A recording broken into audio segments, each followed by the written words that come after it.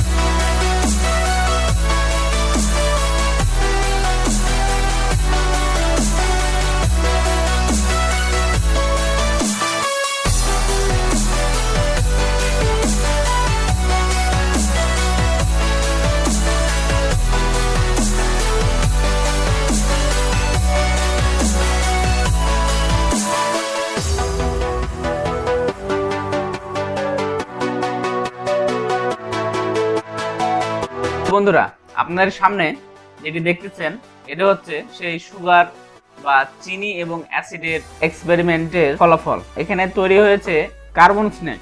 এটি হচ্ছে চিনি বা সুগারের ডিহাইড্রেশন। তো এই হচ্ছে মূল ফলাফল আজকের এই ভিডিওর।